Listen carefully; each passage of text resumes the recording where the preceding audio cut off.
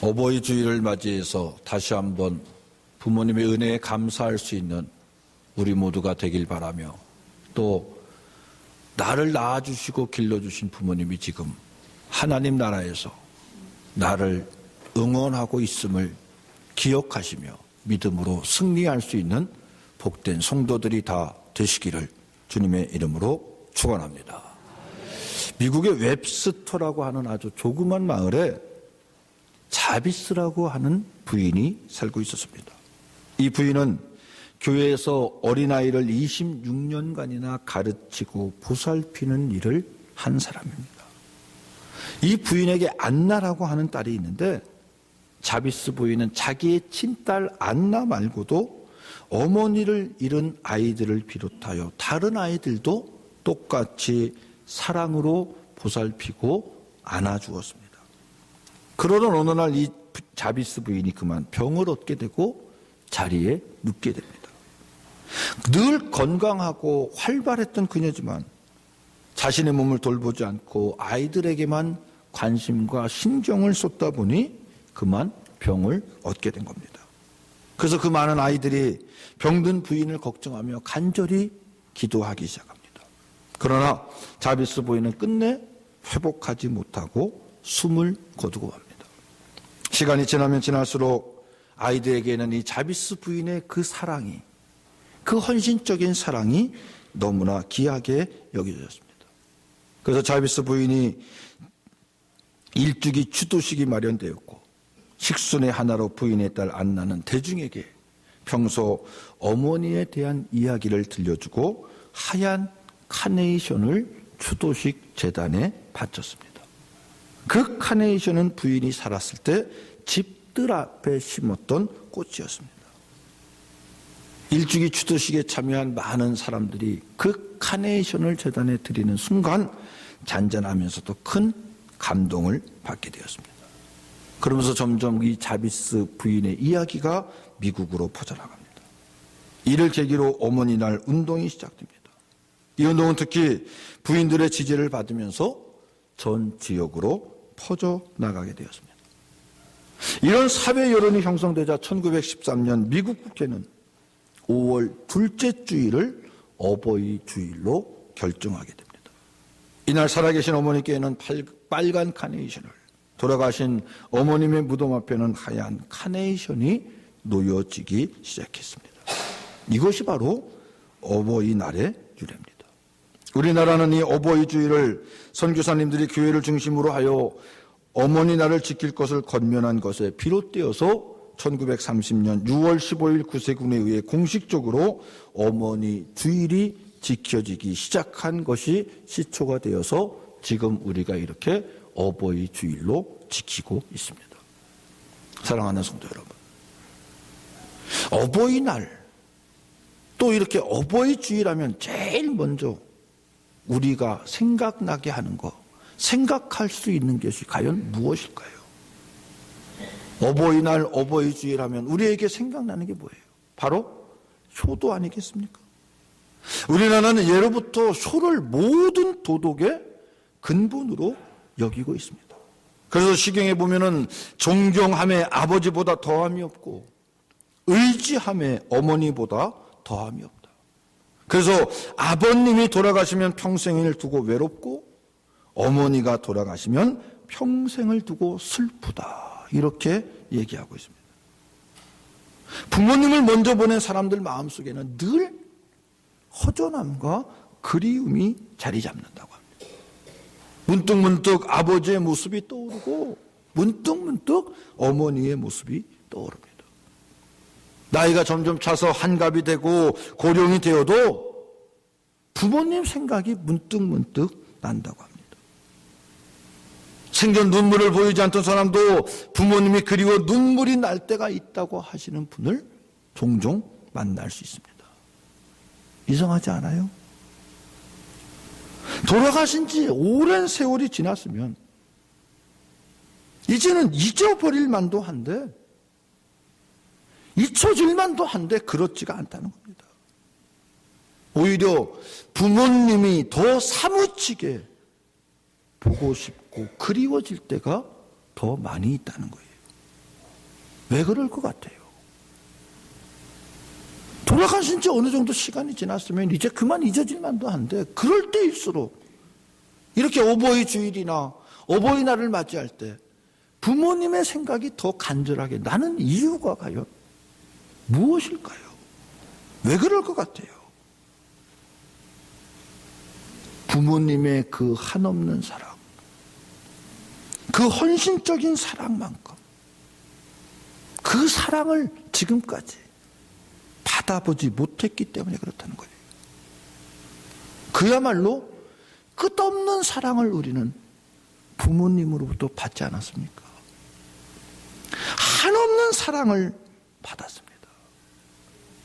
무조건적인 희생의 사랑을 베푸셨고, 우리는 그 무조건적인 희생의 사랑을 먹으면서 지금 이 자리까지 오게 된 것 아닙니까? 그 끝없는 한없는 사랑을 우리가 어찌 잊을 수 있겠냐는 거죠. 그러므로 당연히 생각날 수밖에 없다는 겁니다. 평생을 두고 생각하지 않을 수 없는 분이 바로 우리의 부모님이요, 평생을 두고 후회스러운 것이 바로 효라는 겁니다. 살아계셨을 때 좀 더 잘해드릴 걸, 살아계셨을 때 좀 더 순종할 걸, 부모님 뜻에 올바로 살아갈 걸, 순종할 걸 하는 후회가 평생 두고 사무친다는 겁니다. 그래서 부모님 생각만 하면 자기 자신도 모르게 눈물이 나온다는 거예요.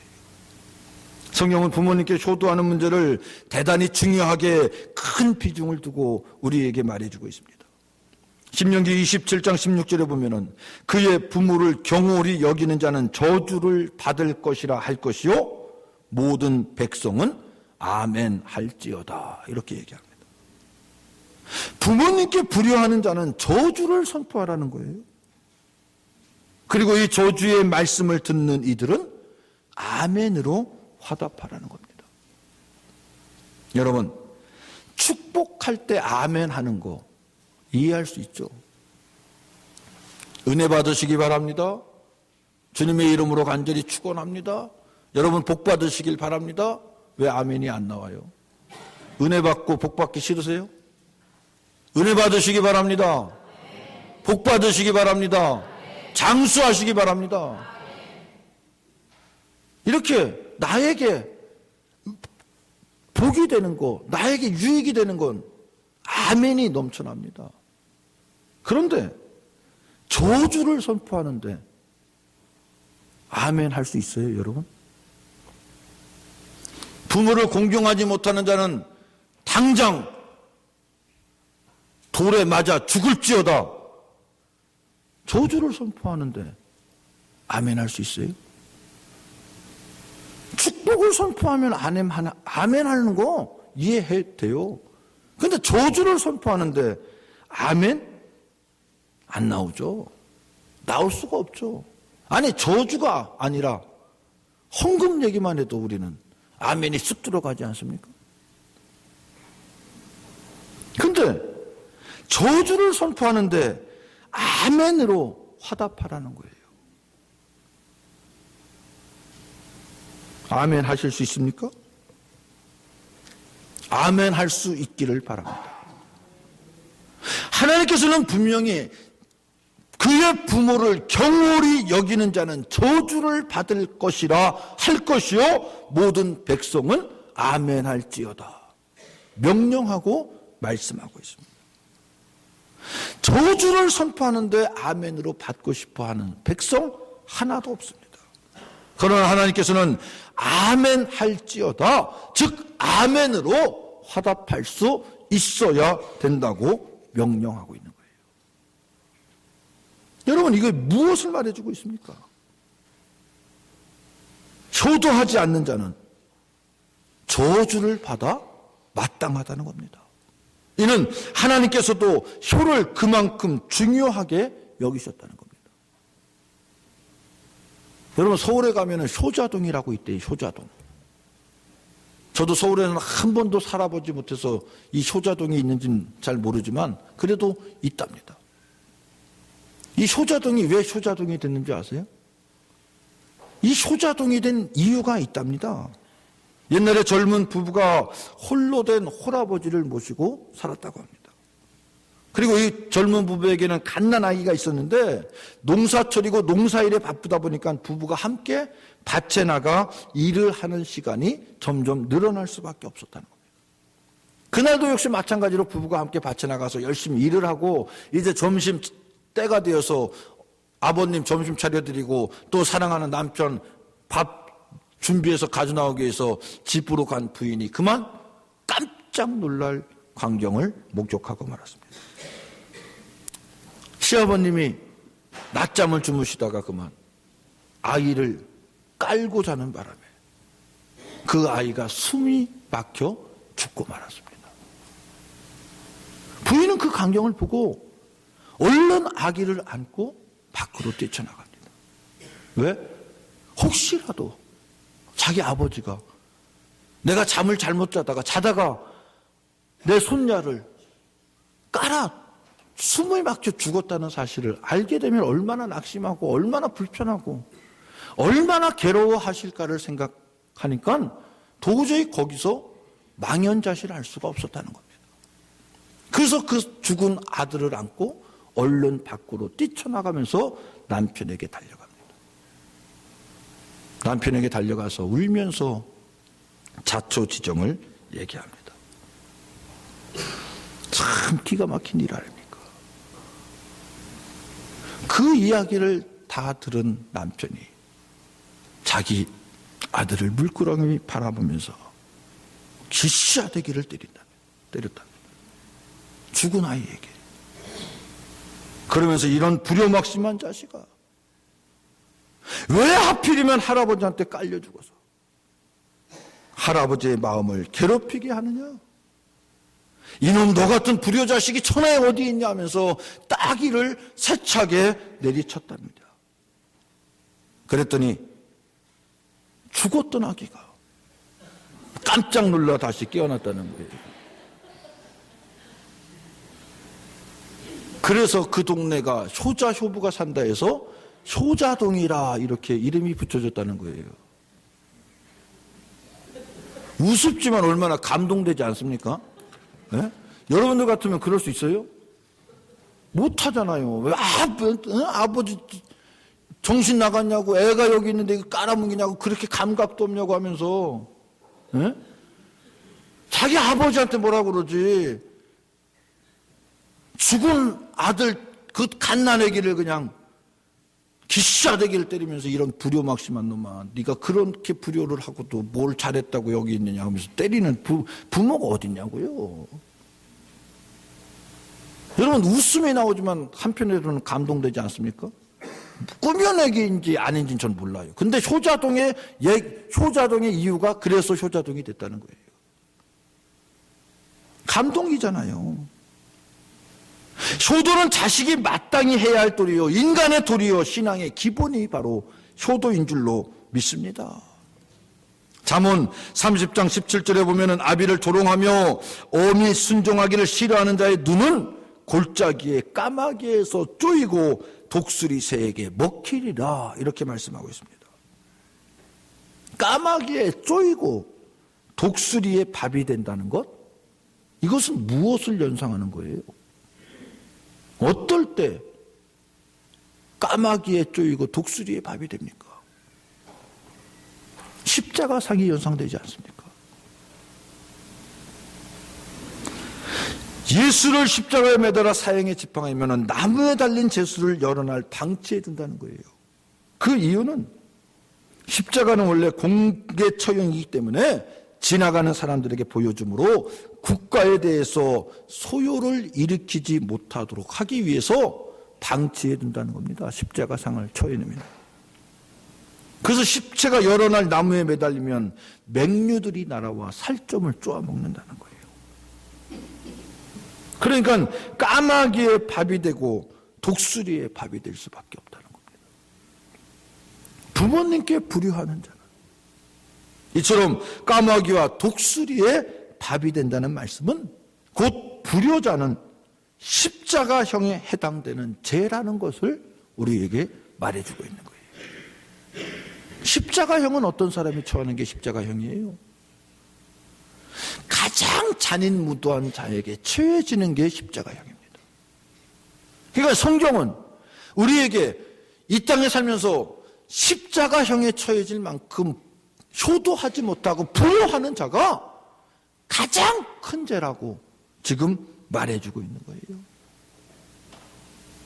신명기 21장 본문에서도 부모에게 순종하지 않고 불효하는 자는 어떻게 한다고요? 오늘 말씀에 보면은 돌로 쳐 죽이라고 얘기하고 있습니다.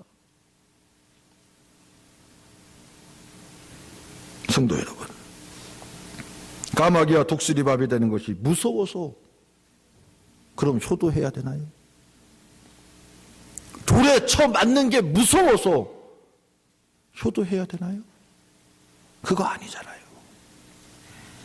그런 게 무서워서 효도하는 게 아니잖아요. 효도는 부모님으로부터 받은 은혜와 사랑이 너무너무 크고 감사하기에 마음속에서부터 우러나는 마음으로 할 수 있는 게 효도인 줄로 믿습니다. 성경은 불의한 자를 저주했고 돌로 쳐 죽이라고 얘기합니다.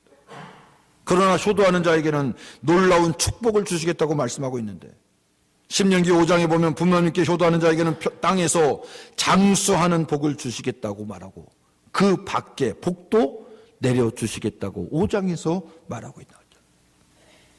부모에게 효도하는 것이 바로 축복의 약속이 있는 첫 계명인 줄로 믿습니다. 그래서 부모님을 잘 공경하는 여러분은 필히 크고 많은 복을 누리게 될 줄로 믿습니다. 사랑하는 성도 여러분, 그러나 우리가 부모님을 위해서 효도하는 것, 섬기는 것이 성경에 나와 있는 말씀대로 축복받기 위해서 하는 겁니까? 땅에서 장수하기 위해서 우리가 부모에게 효도하는 겁니까? 결코 아니잖아요. 하나님께 복받기 위해서 효도하는 겁니까? 여러분, 부모와 자식 관계는 하늘이 맺어준 천륜입니다. 자식은 부모의 피와 살로 만들어진 관계이기에 아무런 조건 없이 그저 그 사랑에 감격하여 공경할 수밖에 없다는 겁니다. 불효란이 있을 수가 없어요. 인간이라면 도저히 불효를 저지를 수 없다는 겁니다. 그럼에도 불구하고 불효를 범하고 심지어 내다 버리는 사람들이 있어요. 참 기가 막히지 않습니까? 자식은 부모를 내다 버려요. 귀찮다고, 봉양하기 싫다고. 근데 그런 부모는 파출소에 가서 경찰들 앞에서 자기 집 주소 몰라서 모른다고 그럴까요? 자기 아들 이름이 누군지 몰라서 모른다고 그럴까요? 모른대요. 어디에 사는지, 자녀 이름이 무엇인지 모른대요. 무엇 때문에?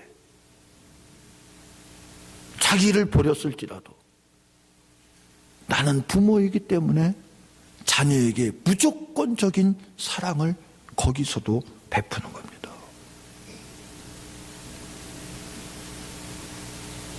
부모를 경홀히 여기는 자는 저주를 받을 것이라. 이 말씀에 아멘 할 수 있는 저와 여러분들이 되시기를 주님의 이름으로 부탁을 드립니다. 간혹 부모님과 의견 충돌하고 또 마음이 맞지 않는다고 상종하지 않는 분들이 있습니다. 우리 교회는 그런 분들이 없는 줄로 믿습니다. 그런 분들이 있으면 오늘 이 시간 바로 회개하시고 부모님에게 가서 잘못을 비시기 바랍니다. 부모님과 원수처럼 연락을 끊고 왕래도 하지 않고 사는 자식들이 있다는 거예요. 형제라면 그럴 수 있다고 생각합니다. 그러나 부모님께는 결코 그러면 안 됩니다. 어마어마한 죄악을 저지르고 있는 것임을 잊지 마시기 바랍니다. 죄악 중에서도 무서운 죄입니다. 십자가 형틀에 해당되는 죄입니다. 돌로 쳐 죽일 죄악입니다. 저주를 받을 죄악입니다. 사랑하는 성도 여러분, 효도란 우리가 해도 되고 안 해도 되는 것이 아닙니다. 만일 안 해도 되는 것이라면 굳이 불효하는 자를 향해서 왜 저주를 예비하시겠습니까? 효도를 안 해도 되는 것이라면 하나님께서 저주의 벌을 만드실 필요가 무엇이 있겠습니까? 부모를 경홀히 여기는 자는 저주를 받을 것이라. 사랑하는 성도 여러분, 우리들의 부모님은 언제나 우리들만을 바라보면서 우리들에게 모든 것을 다 쏘아 부어주시고 내어주시고 우리들을 위해서라면 그 어떠한 수치도 감당할 수 있는 은혜와 사랑을 우리에게 퍼부어 주신 분들인 줄로 믿습니다. 만일 우리들이 먹을 것이 없어서 죽어가고 있다면 우리 어머니들은 젖꼭지뿐만 아니라 더한 것이라도 배워서 우리를 분명히 먹여주시고 본인이 대신 죽음을 맞이한다 할지라도 우리를 살려주실 분이라는 것을 기억할 수 있기를 바랍니다. 많은 어르신들 가운데서 보릿고개가 생각날 때 있죠. 보릿고개를 넘길 때도 우리의 부모님들은 당신의 배는 냉수로 채우시면서 자녀들만큼은 어떻게 해서든지 양식을 먹이신 분들이 바로 우리 부모님이십니다. 정 먹을 것이 없을 때는 모든 자존심을 버리고 동량을 해가면서 우리를 키우셨고, 자식이 병들었을 때는 하늘을 향해 손에서 피가 나도록 빌었던 분이 바로 우리 부모님이십니다. 여러분, 이런 사랑과 희생을 나에게 쏟아부어 주시면서 나를 키워주신 분이 바로 우리 부모님입니다. 그런 부모님에게 효도하는 일에 무슨 조건이 있을 수 있겠습니까? 어머니의 은혜와 사랑을 생각하면 효도하지 않을 수 없고, 어버이의 은혜와 사랑을 생각하지 않으면 공경하지 않을 수 없는 것이 바로 참 인간의 모습이라고 저는 생각합니다. 이제 부모님께 효도하는 일에 더 많은 관심을 가질 수 있기를 바랍니다. 인간이 될 수 있는 것은 내 부모를 온전히 공경하는 데서부터 시작됩니다. 이미 부모님이 떠나가신 분들은 그럼 어떻게 해야 할까요? 우리 주위에 있는 어르신을 공경할 수 있는 삶을 살아가시기 바랍니다.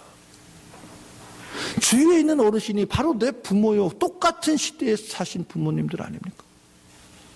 그런 분들을 정성껏 공양할 때, 하나님의 사랑으로 섬길 때, 하나님의 마음으로 다가설 때, 그 어르신들이 이 세상 떠나기 전에 주님 만나고 주님 영접하고 주님의 백성이 된다면 그것보다 더 큰 은혜와 그것보다 더 큰 축복이 어디 있겠습니까? 살아계신 부모님에게 더욱더 효도할 수 있는 우리들의 믿음이 될 뿐만 아니라 우리 주변에 있는 이웃의 어르신들도 교회 안에서도 우리 일여성교회 일남성교회 회원들을 올바로 잘 섬길 수 있는 우리 성도들이 되어져서 내 부모를 올바로 섬기고 공경하는 자가 하늘의 은혜와 축복을 받는다고 말씀하신 것처럼 우리 이웃, 사랑하는 성도들을 더욱더 섬기고 아껴줄 수 있는 믿음의 공동체, 신앙의 공동체가 다 되시기를 주님의 이름으로 부탁을 드립니다. 사도 요한은 요한일서 4장 20절에서 분명히 이렇게 얘기합니다. 누구든지 하나님을 사랑하노라 하고 그 형제를 미워하면 이는 거짓말하는 자니 보는 바 그 형제를 사랑하지 아니하는 자는 보지 못하는 하나님을 사랑할 수 없느니라. 이렇게 얘기하죠. 내 눈에 보이는 내 형제, 내 부모도 사랑하지 못하는 자가 전혀 눈에 보이지 않는 하나님을 사랑한다고 말할 수 있겠냐는 거예요. 내 형제, 내 부모도 온전히 섬기고 사랑하지 못하면서 어떻게 하나님을 사랑한다고 얘기할 수 있겠냐는 겁니다. 이는 거짓말이라는 거예요. 거짓말도 아주 새빨간 거짓말이라는 겁니다. 부모님을 올바로 공경하는 자라야 하나님도 올바로 공경하게 되는 줄로 믿습니다.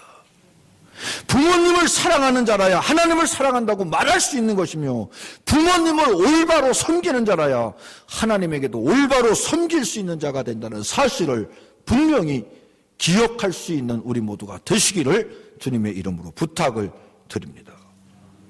우리는 효자동에 사는 효자효부처럼 섬기지는 못해도 낳으시고 길러주신 어버이의 은혜에 보답하는 자녀들이 다 되시기를 주님의 이름으로 축원합니다.